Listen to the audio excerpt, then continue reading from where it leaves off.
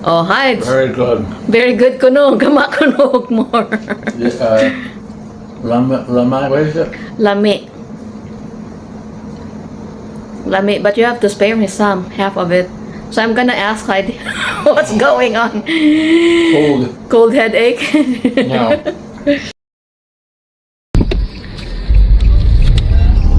So yan yung bahay ng aming engineer. Isa sa mga bahay niya. And look at the nice houses here. Oh, I like that gray bluish. May na ano pa dito. Oh, this was the one that got burned, right? Mm-hmm. Ito yung nasunog last year. Good thing they already fixed it. Well, it's been sitting there for a long time. Yeah. They cleared it out and then they're rebuilding. So do you like this neighborhood? Oh, yeah, it seems fine. I like the...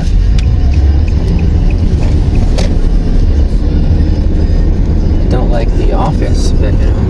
Office. So ito yung asawa ko after niya magtrabaho sa kanyang regular work from 9 to 5 p.m. Yan, punta na siya dito at magtatrabaho na naman. Buti na lang yung trabaho niya dun sa office niya is hindi manual, nasa computer siya. Pero grabe yung analysis, guys. Napakahirap ng trabaho niya. Very cerebral. Also, the roses board. In this area, I haven't watered yet. Everything here. Yeah. Ang init, guys. Mainit talaga. Nasa 98 siguro. Tapos, ang init-init talaga. Mainit yan dito sa Amerika. Pasok muna ako. Ang init dito.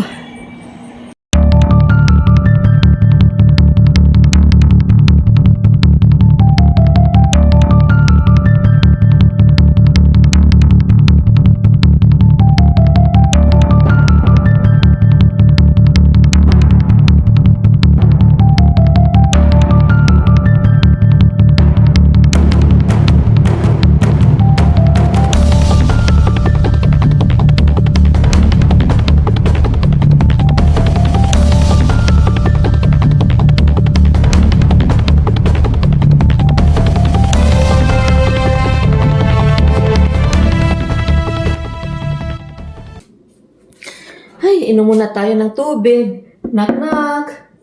May tubig po ba kayo, John? Oh my goodness, I'm so thirsty. Napakainit ngayon, guys.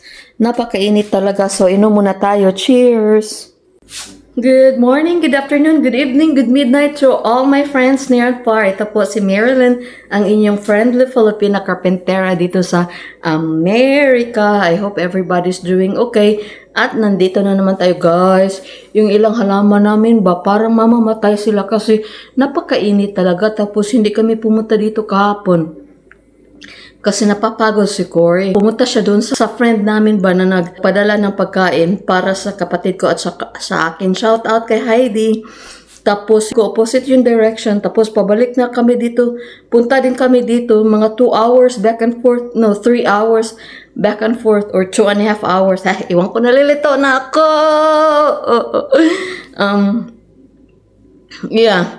Mga almost 3 hours back and forth. So sabi ni Corey pagkatapos niyang kumuha ng pagkain sa friend, galing sa friend ko, sabi niya, huwag na tayong pupunta doon sa bagong bahay kasi natapapagod na ako talagang mag-drive. Guys, alam niyo ito?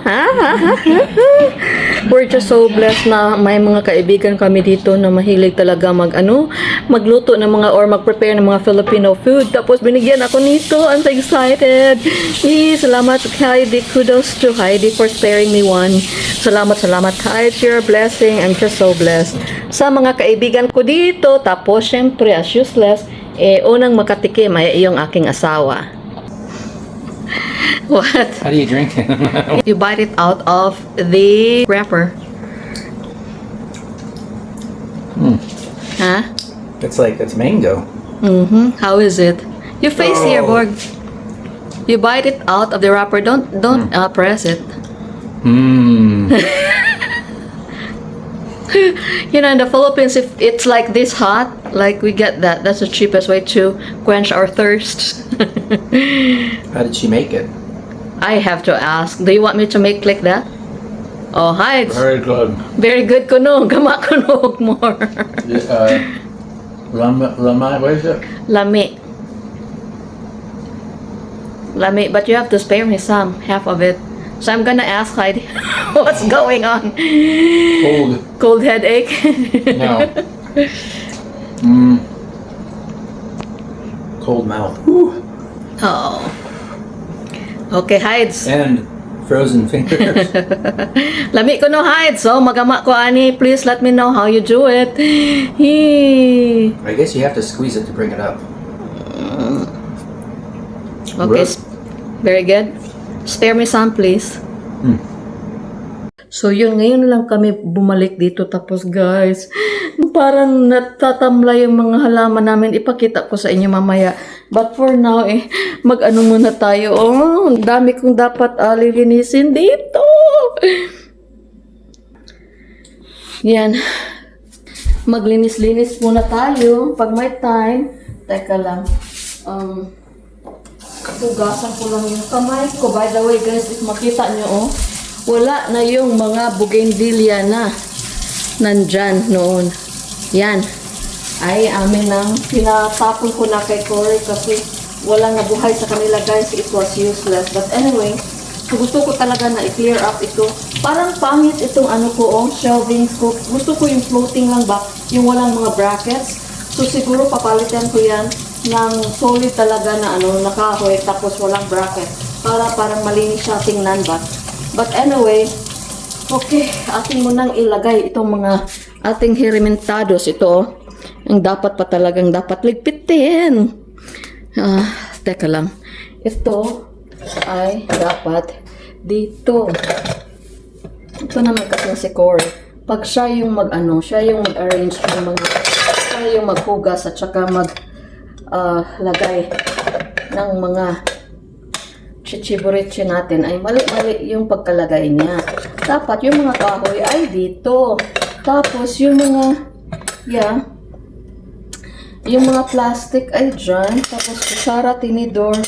Ewan ko kung kailangan, gusto ko ilagay sana ito sa somewhere else. Pero dyan na lang muna. O, diba? Dyan na lang kayo muna. But, gusto ko siyang ilagay doon sa... My gosh. Seriously? Gusto ko siyang ilagay sa drawer. But anyway, tapos ito, dito ka lang muna. And then, mga baso.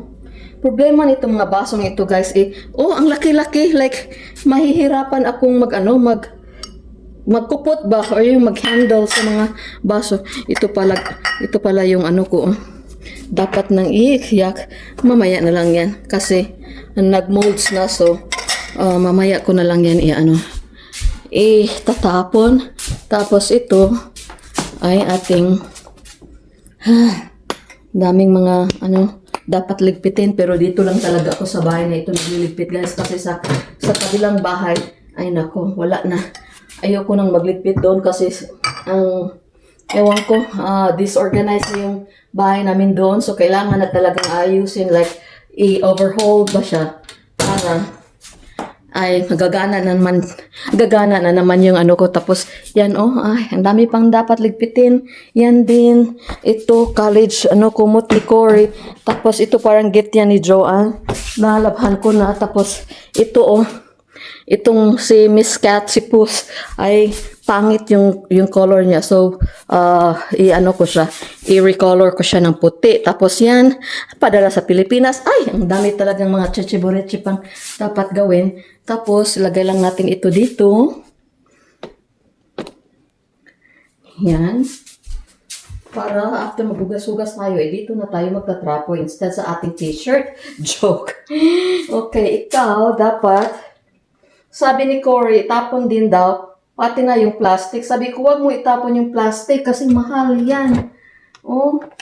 So, na lang, ilagay ko ito sa washing machine siguro, or, yak. Yan, or, akin na lang huhugasan. Pupunuin ko na lang ng tubig. Tapos, before that, ay lagyan muna natin ng sabon sa paghigugma. And then, pupunain natin ng tubig para yung mga molds niya ay mamatay. Oh my God. Ang baho. Ang baho-baho talaga. Kita niyo ba? Yan, oh. Okay. Tapos, atin lang siyang ipasok. Yak. Diyan. At maghuhugas tayo ng ating kamay. Tingnan niyo to, oh. Kailangan hugasan. Teka lang, ha. Bakit mga kailangan gagawin? Okay, atin lang itong huhugasan. Tapos, ito din. Ito din ating soap container. Kasi, dirty na siya. Ay. Oh my God. But alam niyo guys, dito lang talaga as what I've said earlier, dito lang ako na sige na mag-limpyo kasi yung doon sa amin sa kabilang bahay, maglilimpyo ka ngayon eh. Bukas, andyan na naman yung yung dumi kasi yung mga pusa eh, hindi ma-isolate. So, kailangan talaga sila i-isolate. But anyway, ito din, hugasan ko din ito. Ayan.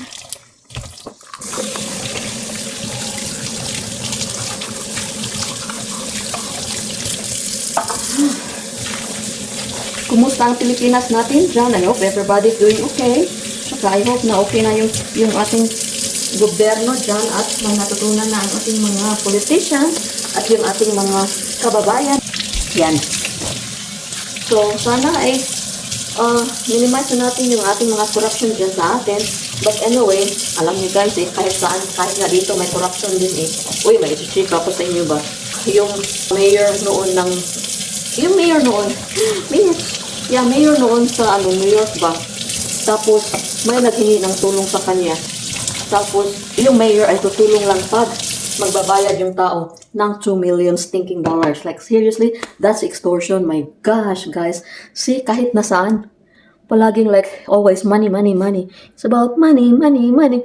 Alam nyo, grabe talaga. So, hindi lang mga Pinoy, guys, kasi kahit dito, ang swapang ng mga tao, kaya, nakakatakot. Kaya sabi ng Bible, the love of money is the root of, is the cause of all, tama ba? The love of money is the root of all evil. Yun, ganun.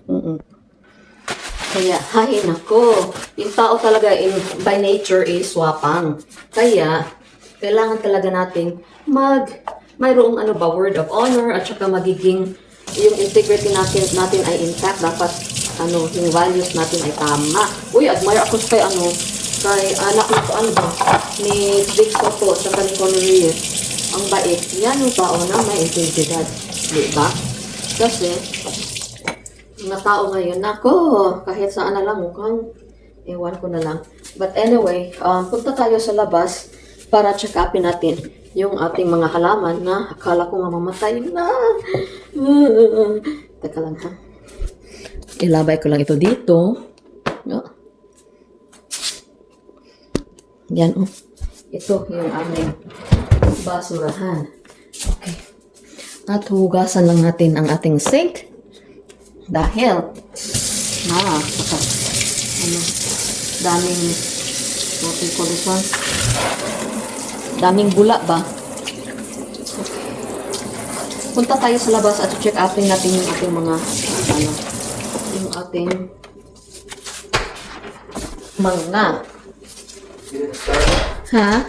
my husband is here. Yung ating mga halaman. What? It's mostly sweat. Here you Oh go. my. That needs to be cleaned out. Ooh, it's dirty. Yeah, it needs to be cleaned out. Yeah. I need some waterings, please. Yeah, please drink water. I already opened one if you like. You can finish because I need a bowl. Teka lang kasi ilalagay ko yung ibang mga kutsara ko dyan sa kapag lalagyan nila. Ito. Ito mga kutsara ko guys. O, teka lang ha. Ba't ang tabingi? Yan mga kutsara at mga kailangan itong ilagay sa kanyang kapag lalagyan. Kasi the last time we were here, si Cory yung naghugas ng mga plato. So, dyan ka lang ilalagay. Yan. O, diba? Tapos, itong mga pegs ko, ito ay dapat ikaw may blotting ka, so kailangan kang hugasan. Itong mga pegs ko, dito to dapat hilagay. Yan. Tapos, gagamitin yan pag magluluto na naman ako ng kebab, okay? So, medyo malinis-linis na ng kaunti dyan. Tapos, dito na lang banda. Oh my gosh. Those plants aren't doing well at the top. Huh? Not doing well at the very top of the stones. Really? Yeah. The one is like brown. I think it might be done. What? That's it. We need to get, I don't know, stuff that's, I thought that would be in the shade up there. I'll move it, and then you can do your watering. Look how much it like covers the entire yard now. Look at that. Yeah. It goes to the Yeah, I road. know. It goes up to the top. It's almost too wide. I Yeah. needed to get that edge in the top. So, this one needs to be watered. yeah, you'll have Ito. your time. So, probably we can move this to the front or what? Tapos ito, parang hiyang siya. Ooh, ang dami na niyang mga bulaklak. Okay, ilan yung nalaglag mo na mga... Oh my God, seriously? What? Another small thingy is like plucked out. Huh? Like, it fell? Did it fall? Or the birds ate them? Here's your Oh my gosh, dalawa na. baby birds. Hmm? I wouldn't. I'm telling you, these poodle hounds are all over the place. Hmm. Poodle faces. So, dalawang, I know there were three, so three. Yeah, the smaller ones, the smaller fruits are gone. Bakit? Why? Oh, why? Like, look, oh. Did they fall or the birds ate them? I have no idea. Or what? Oh, you smell the flower, Borg. Smell the flowers. Which one? This one? That's like a. Smells so good. It's very green. Okay, so, oh my gosh, yeah, seriously, I think the birds ate them. Your beautiful birds that do that right there. Paano ba ito? Your beautiful birds that you keep inviting They back. couldn't. Did they fall or what? You're destroying yourself with it. My goodness. Look how high that goes now. Kakainis. Yeah, I know. Let me look at the other plants. So far, this one is doing okay. So, hindi namin sila nilalagay doon sa napakainit talaga kasi, ano, okay. So, yan, decolores yan, pero ewan ko kung bakit puti siya. Tingnan natin sa kabila. I'm sad. What happened to my calamansi? Yun oh, ito oh, nangatanggal. Bakit? Kakainis naman ito. Why? Oh, why? I'm not happy. Those are your Yes, ito oh. friends, your beautiful birds. Yan. Kailangan itong putulin. We need to cut this one. The ones that are brown already. What time is it? Huh? Golly, it's already quarter to. So at 9:05, I'll move that over. Okay, but I need to water. Can I water my other plants first?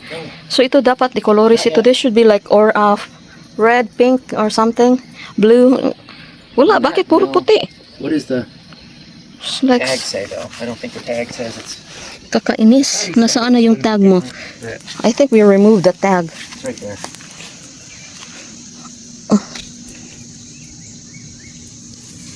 Careful. Oh, it's looking green still. Huh? It's green. Green? What do you mean green? Yeah, it looks green, like mint green. I thought he said that it's pink. I thought it was green. Oh, they're slightly different. It's fine. Thanks. So I'm gonna call him. I'm gonna call Ben and say, hey, the hydrangea that you gave me are the same color. Different variety, but it's almost the same color. Okay, parang wala naman silang bagong kinain. Ooh. Hello there. Yan. Pero sad talaga ako sa aking kalamansi, guys. Hello. Yan, oh, ang ganda. So, parang walang kinain ang mga deer. Yan, ganda. Tapos may buds na. Yan. So, I will water them in a bit. Pero sad talaga ako guys. Di ba sa previous videos na ano, pinakita ko sa inyo na mayroong mga maliliit na ano.